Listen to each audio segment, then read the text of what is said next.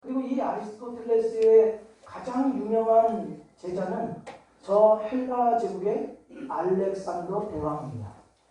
이 네 사람의 영향을 생각지 않고 서구 문명과 사회를 이해할 수 없습니다. 그만큼 파급력이 큰 그러한 사람들이었죠. 이 특별히 이 아리스토텔레스라고 하는 사람은 순회 철학자 이렇게 알려져 있습니다. 순회 철학자라는 것은 이곳저곳을 다니면서 가르침을 했던 사람이라는 뜻입니다. 그러니까 이 아리스토텔레스라는 사람이 다니면 제자들이 많이 따라다녔겠죠. 시장도 가고 일터도 가고 여러 군데 따라다니면서 그의 가르침을 아마 받았을 것입니다. 그러면서 열심히 나름대로 기록을 하고 기억을 하실 것이죠. 그래서 이 모양을 볼 때 제자라는 것은 바로 이러한 모습이 아닌가. 탁월한 스승 아래에 탁월한 제자가 나와서 또다시 이렇게 되는 것이 아닌가라고 짐작하고 제자라는 성격을 어렴풋하게나마 이해할 수가 있습니다. 그러나 이들과는 성경에서 말하는 제자와는 천지 차이입니다. 전혀 다릅니다. 도움은 얻을 수 있지만 다르죠. 왜 그런가 하면 이 철학자들의 제자들은 그 스승의 가르침을 잘 받아서 그 교훈을 향상시키고 발전시켜야만 합니다.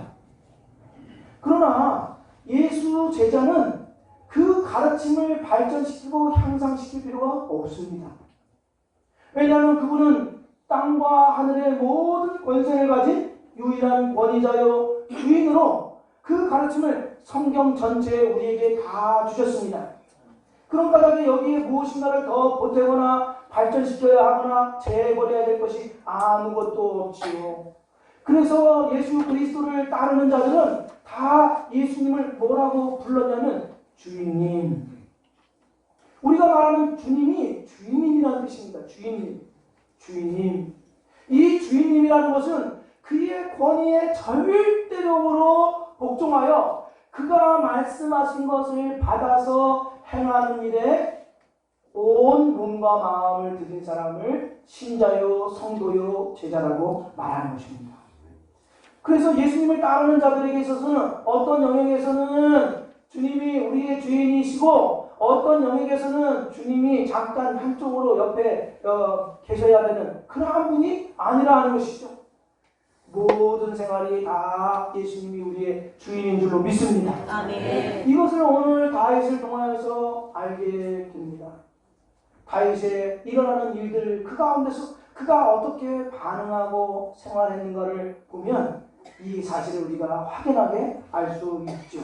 오늘 본문 말씀 8절에 보시면 전쟁이 다시 있으므로 다윗이 나가서 블레셋 사람들과 싸워서 그들을 크게 쳐 죽이매 그들이 그 앞에서 도망하니라. 우리가 종교적으로 산다고 할 때 그 역할이나 직분이 장소나 시간에 매여 있을 수 있습니다. 가령 교회 안에서만 우리의 신앙, 교회 안에서만 우리가 직분자, 성도의 삶을 살 수가 있죠. 아니면 교회와 연관되거나 비슷한 장소에 가면 거기에서 성도여 직분자와 같이 역할할 수가 있습니다. 그리고 다른 곳에서는 성도로서 살아가는 것을 잃어버리거나 그 삶을 제대로 실천할 수 없는 경우가 있죠. 이것이 오늘 우리가 무기력한 이유가 여기에 있는 것입니다. 그러나 다윗의 생활에서는 하나님을 따로 섬기는 장소나 시간이 있지 아니하고 모든 영역에서 하나님을 섬겼다는 사실을 보게 되죠. 사울은 여전히 다윗을 죽이려고 합니다. 다윗을 죽이려고 달려듭니다. 그럼에도 불구하고 다윗은 자기가 행할 올바른 길로 끊임없이 걸어갔다는 사실을 오늘 발견하게 되죠. 그는 어떤 일을 했습니까? 악령에 시달리는 사울의 영혼을 치유하기 위해서 여전히 수금을 탑니다. 그리고 블레셋과의 전쟁이 일어났을 때 맨 앞장서서 생명을 걸고 이스라엘의 원수인 저들을 쳐서 무너뜨립니다. 그러니 이 다윗은 하나님께만 필요했던 사람이 아니라 나라와 사울에게도 필요했던 그러한 사람이었죠. 중심을 잃지 아니하고 하나님께서 모든 영역의 나의 주인이시라고 하는 이 중심을 잃지 않고 살아가다가 즉 선을 행하다가 죽을 위기에 있었지만 결코 그는 흔들리지 않습니다.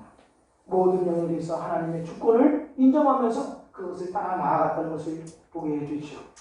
우리가 이럴 수가 있습니다. 내가 충분히 할 수 있는 일에서는 하나님이 나의 주인이십니다. 신앙의 원리를 적용하기도 하고, 때로는 내가 할 수 없거나 내가 꺼려지는 일들이라고 하면 하나님 여기에서는 제 뜻대로 하겠습니다 라고 이야기할 수 있죠. 그렇다고 한다면 세상 사람들과 다른 점이 없는 것이죠. 주님께서 우리를 부르셨을 때, 나를 따르라 라고 부르셨을 때는 부분이 따르는 것이 아니라 너의 전부를 나에게 올인하라, 이런 뜻입니다. 올인하라. 그래서 주님이 나를 따르라고 할 때는 전부이냐 아니면 아무것도 아니냐의 문제입니다. 부분적으로 따르는 것은 아무것도 아닌 것이 됩니다. 왜냐하면 하나님께서 우리를 위하여 예수 그리스도로 올인하셨기 때문에 그렇습니다. 그러한 요구를 우리에게 하시는 것이죠. 저기 세계적인 미래학자 레너드 스밋 박사라는 분이 있습니다. 이분이 말하기를 오늘날 교회의 가장 큰 문제는 예수 결핍장애다, 이렇게 얘기했습니다. 예수 결핍장애. 무슨 말일까요? 예수님의 교회에 예수님이 없다는 겁니다. 왜? 예수님보다도 더 다른 것들을 섬기기 때문에 예수 결핍장애라고 말을 합니다.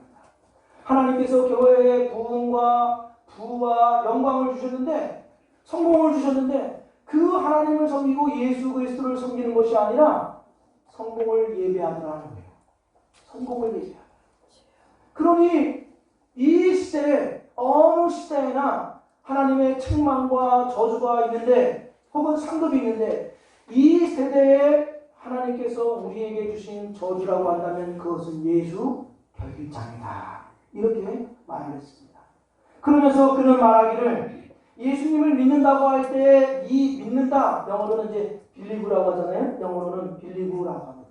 이 믿는다라는 말은 believe, 생명이 되어라, 이런 뜻이라는 거예요. believe, 생명이 되어라. 그러니 예수 믿는 자는 예수 생명으로 어디서든지 살아가야 하는 자다, 이런 뜻입니다. 아멘. 생명이 여기에서는 있고 저기 가면 없고 이러겠습니까? 그렇지 않죠. 생명이라는 것은 어디를 가나 생명력이 넘치지 않습니까? 그와 같이 온 몸과 마음으로 예수 그리스도를 따라야 할 것을 이야기하고 있죠. 다윗이 바로 이러한 사람입니다. 이럴 때는 이렇고 저럴 때는 저런 이분화된 삶을 살아간 것이 아니라, 그는 왕의 총애를 받았을 때나 총애를 받지 않았을 때나 변함이 없습니다. 이 사무엘상 19장에서부터는요 사울의 이 핍박으로 인하여서 다윗의 신분이 달라집니다. 그는 그동안 왕의 사위였습니다. 군대의 지도자였습니다. 그러나 더 이상 왕의 사위도 군대의 지도자도 아닙니다. 단지 사울에 의해서 역적이 되고 맙니다. 자기와는 전혀 상관이 없습니다. 역적이 되고 사울이 죽기까지 추격을 받는 도망자 신세가 되지요. 그렇게 도망자 신세가 되다 보니까 가족들까지 위험하지 않습니까? 그러니 부모 형제들을 다 자기에게 데리고 옵니다. 게다가 별 도움이 되지 않을 것 같은 사람들이 다 다윗 주변으로 모여듭니다. 사무엘상 22장 1절과 2절 말씀을 보시면, 사무엘상 22장 1절 2절을 보시면, 그러므로 다윗이 그곳을 떠나 아둘람굴로 도망하매 그의 형제와 아버지의 온 집이 듣고 그리로 내려가서 그에게 이르렀고, 함께 읽습니다. 환난당한 모든 자와 빚진 모든 자와 마음이 원통한 자가 다 그에게 모였고, 그는 그들의 우두머리와 그들에게 그와 함께한 자가 400명 가량이었더라. 여기 뭐라고 기록되어 있습니까? 다윗 주변에 모여든 사람이 도움될 만한 사람들이 아니라 다 환난당하고 빚지고 마음에 원통한 자들이 다 모여들었습니다. 그들의 우두머리가 다윗이 되었다는 것이죠. 이 사람들은 다 이 현실에 불만을 갖고 있는 사람이에요. 그래서 기회만 되면 이 사회를 뒤집어 엎고 싶은 사람들입니다. 그러면 이러한 무리가 되면, 이러한 무리의 우두머리가 되고 이러한 무리를 이끌면 보통 이 무리는 뭐가 됩니까? 도적대가 되죠.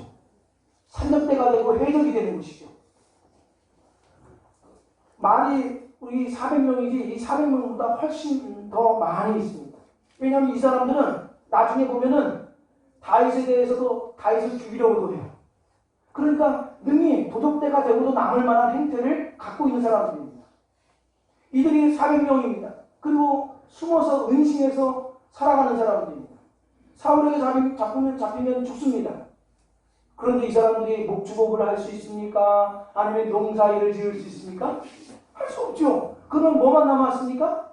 약탈밖에 남아있지 않죠. 점잖게는 도적질하게 되고 나쁜 말로는 민중을 수탈하는 것이죠. 그래야 먹고 살지 않겠습니까?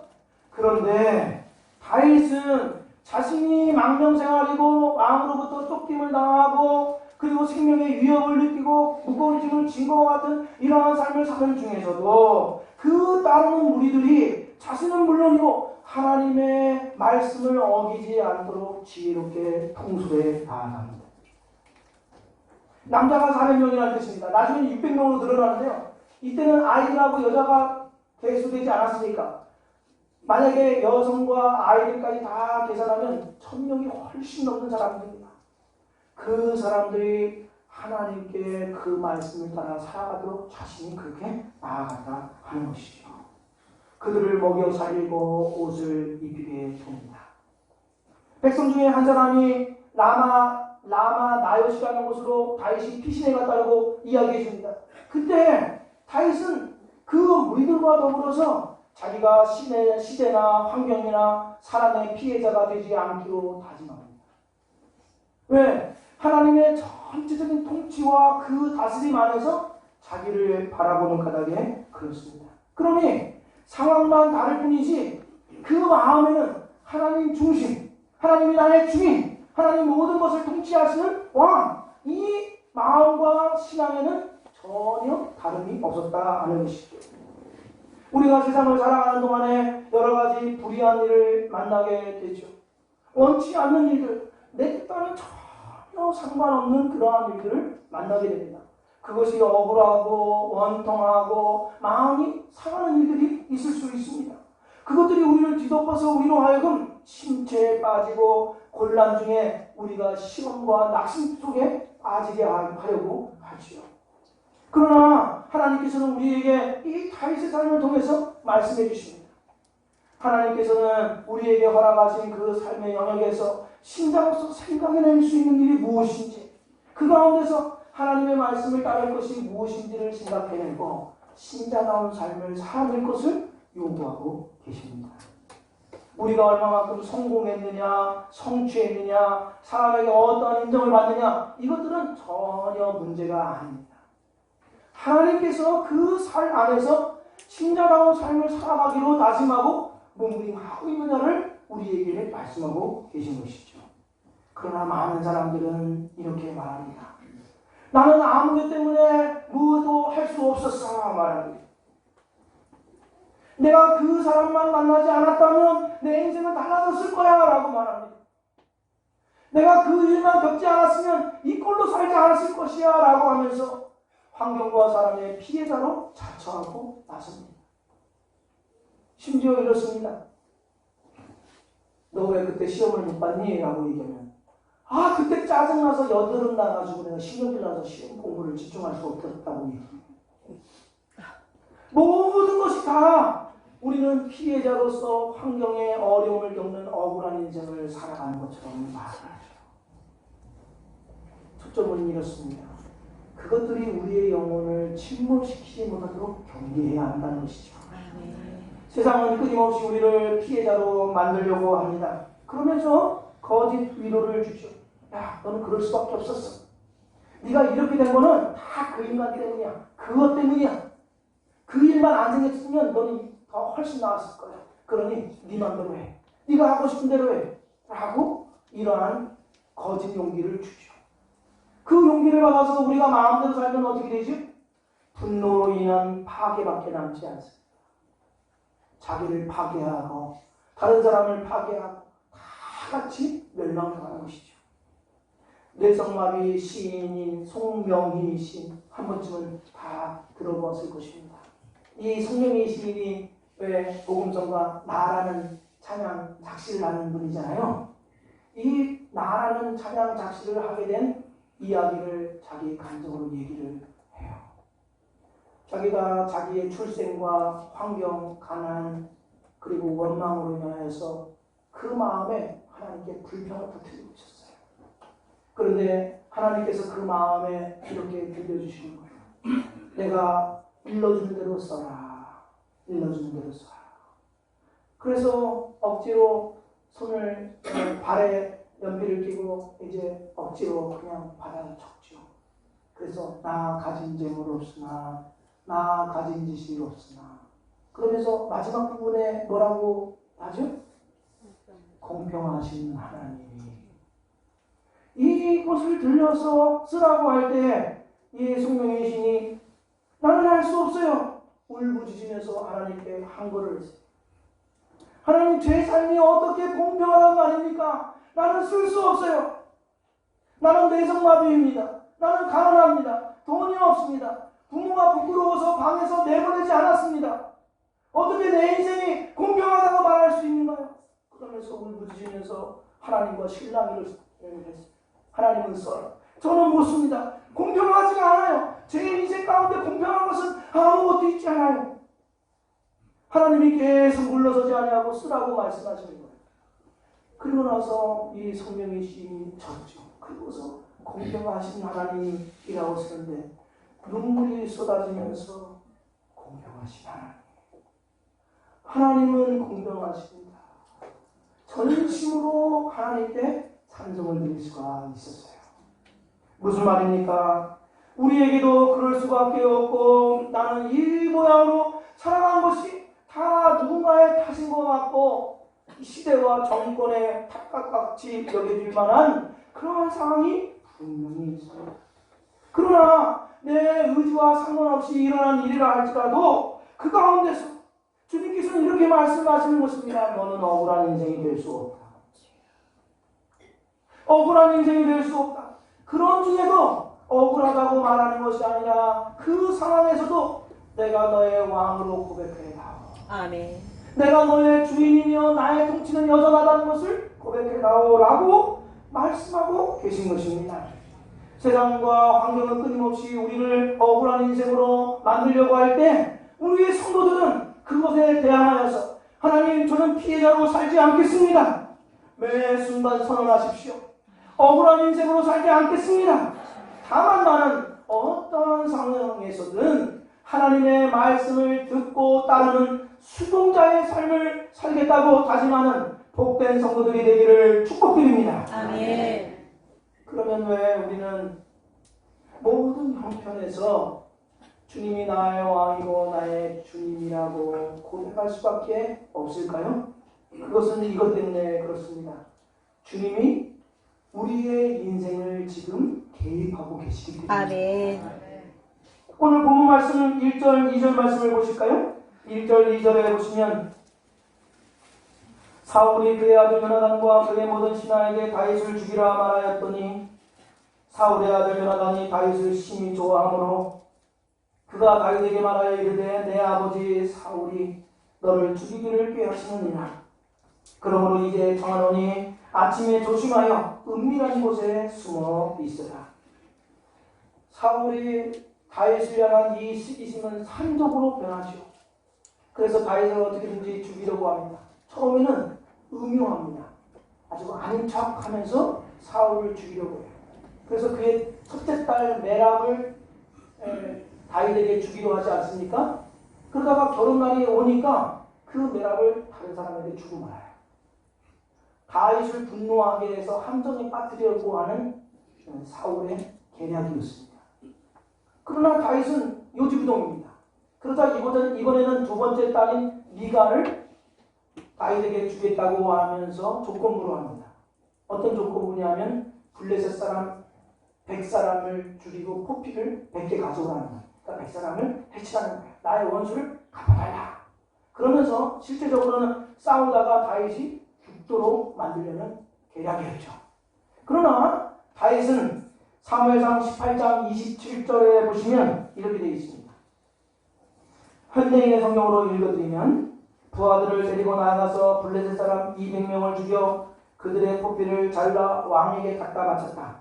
그래서 사울은 미갈을 다윗에게 아내로 주었다.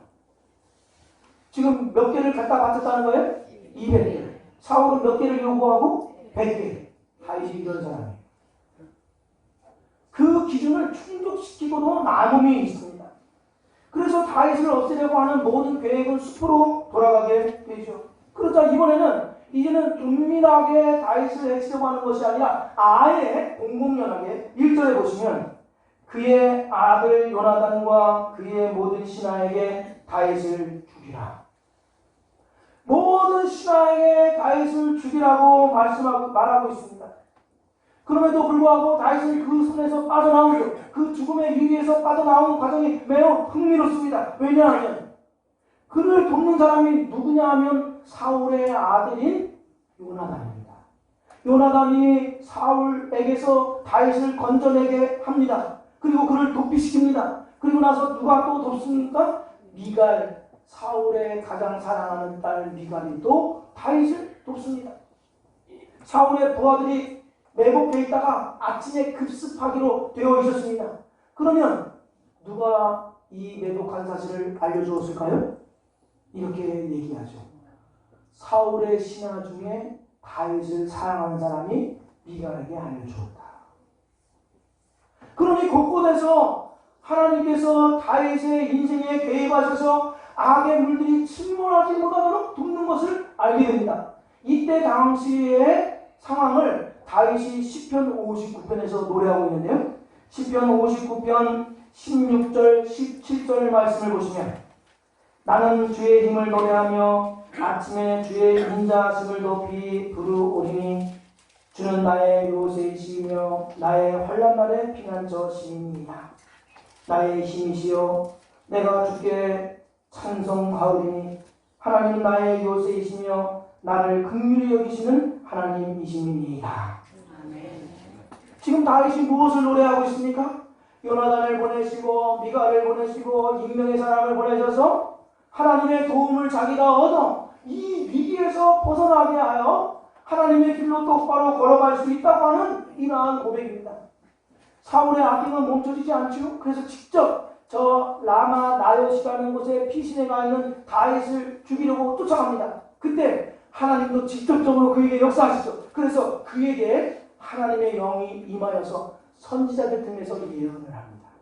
무엇을 말하는 것일까요? 하나님께서 다윗을 통해서 이루시고자 하시는 하나님의 계획은 세상의 그 어떠한 수단과 방법을 동원하더라도 방해하거나 막을 수 없음을 우리에게 말씀하고 계십니다.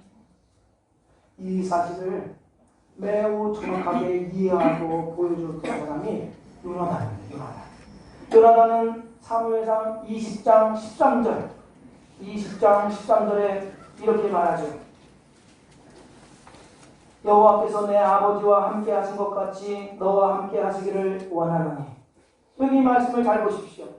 사울과 함께 하신 것은 과거입니까? 미래입니까? 과거죠. 하신 그랬으니까 과거죠. 그러면 다윗에게 하나님이 함께 하시기라는 것은 과거입니까? 미래입니까? 미래입니다. 가까운 미래를 말합니다. 그러니 요나단이 지금 다윗에게 이 말을 하는데 이런 뜻입니다. 아버지 사울의 시대는 갔고 이제 하나님이 너의 시대를 도래하게 할 것이다. 이런 뜻입니다. 그러니 지금 이 사람들을 보내서 하나님께서 다윗을 버리신 것이 아니고 그의 인생 가운데 얼마나 하나님께서 역사하신다는 것을 알게 해주시는 것이죠. 그러면서 사무엘상 20장 14절 15절에 제가 표준세 번역으로 읽어드리겠습니다. 그 대신 내가 살아있는 동안은 내가 주의 인자심을 누리며 살 수 있게 해주게. 내가 죽은 다음에라도 주께서 자네 다윗의 원수들을 이 세상에서 다 없애버리시는 날에도 나의 집안과 우리를 끊지 말고 지켜주게. 지금 누가 누구에게 말하고 있는 것입니까? 요나단이 다윗에게. 그러면 요나단은 누구예요? 당시 최고의 권력을 갖고 있는 왕의 아들 왕자입니다. 다윗은 지금 누구예요? 도망자 신세입니다. 그런데 누가 누구에게 부탁을 하고 있어요? 왕자가 도망자인 다윗에게 부탁을 하고 있어요. 자신의 가문을 지켜달라고 이야기하는 거예요. 하나님이 다윗의 인생에 개입하고 계심을 말씀하고 있는 것이죠. 그러면서 결정적으로 요나단은 다윗에게 사무엘상 23장 17절 말씀에 이런 말씀을 합니다. 너는 이스라엘 왕이 되고 나는 내 다음이 될 것을 내 아버지 사울도 안다. 아니, 사울의 아들 요나단이면 사울의 뒤를 이어서 왕이 되어야 되잖아요. 근데 지금 사울은 다윗을 자기 뒤에 왕이 될 것을 두려워해서 사울을 죽이려고 하는 거 아니겠습니까? 그러면 아버지의 원수가 요나단의 원수가 되겠죠. 그럼에도 불구하고 요나단이 이렇게 말하는 거예요. 네가 그 뒤를 이어서 왕이 될 거고 나는 너보다 미칠 것이다. 이것을 누가 아느냐? 우리 아버지 사울도 알고 있고 나도 알고 있다. 무슨 말이죠?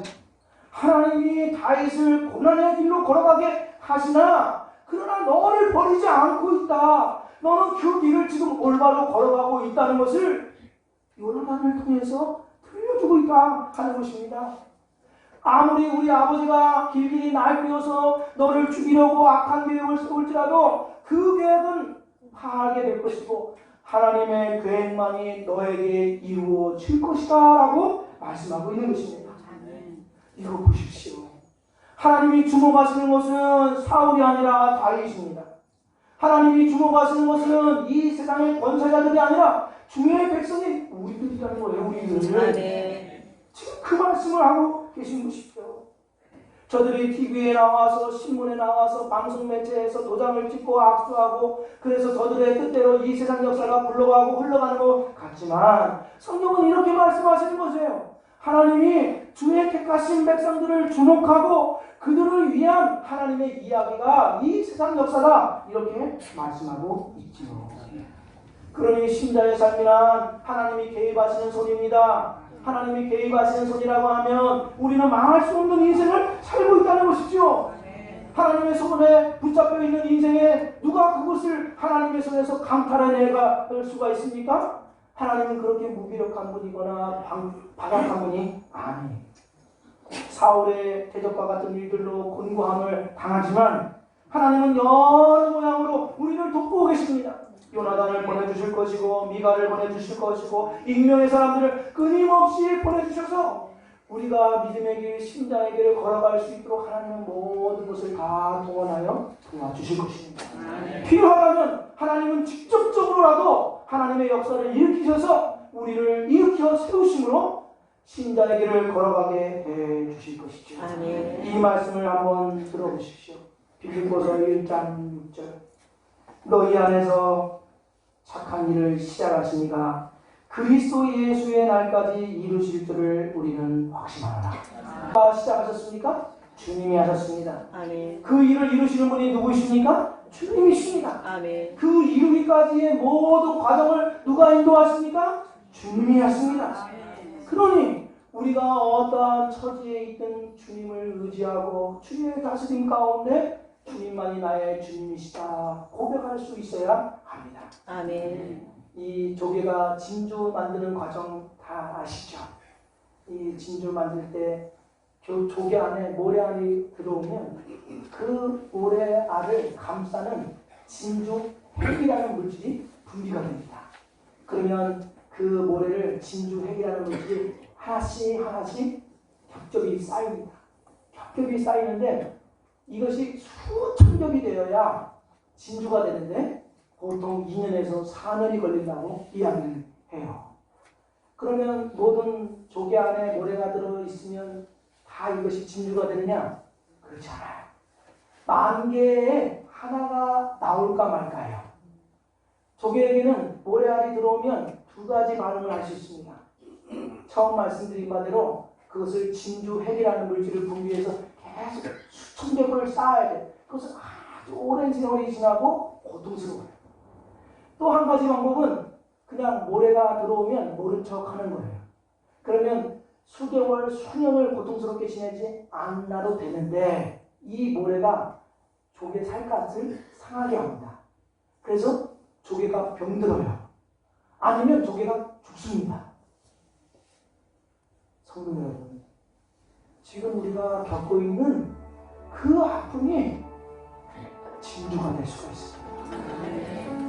그 아픔을 모른 척하고 나와 상관없고 그것이 마치 우연으로 떨어진 것과 같이 하나님이 모르셔서 나에게 이렇게 주신 것처럼 여기면 그것은 우리의 영혼의 살갗을 상처내고 고통스럽게 만들고 우리를 더 많은 아픔과 고통 가운데 있게 합니다. 그러나 그것이 나에게 들어왔을 때 주님이 나의 주인이십니다. 아멘. 여기에서도 하나님은 나의 주인이시고 통치자이십니다.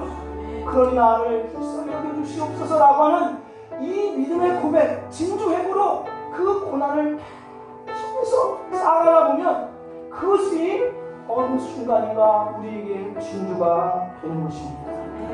하나님이 우리의 편되어 주심은 결코 변함이 없죠. 왜? 하나님은 예수 그리스도를 목숨 걸어서 우리를 자녀 삼아 주셨습니다. 우리의 편이 되어주시지 않는다고 하면 하나님은 더 이상 하나님이 되지 않도록 다짐하신거나 똑같다 말이죠. 그렇다면 하나님이 우리 인생에 편들어 주심은 너무너무 확실한데 우리가 그 편들어 주심에 하나님께 응당 마땅한 반응을 보여야 하겠습니다. 하나님, 나는 환경과 상황과 사람과 이 시대의 피해자로 살지 않겠습니다. 하나님, 나는 억울한 인생을 살지 않겠습니다. 그 어떠한 사람에 의해서도 나는 억울하지 않겠습니다. 주님, 이 문제에도 주님이 주인이십니다. 나를 불쌍히 여겨주시어서 이 고난의 길을 걸어가서 드디어는 주님께 감사와 승리의 선언을 드릴 수 있는 제가 되게 해주옵소서. 고백할 수 있는 우리 모든 성도가 되기를 축복드립니다. 아멘.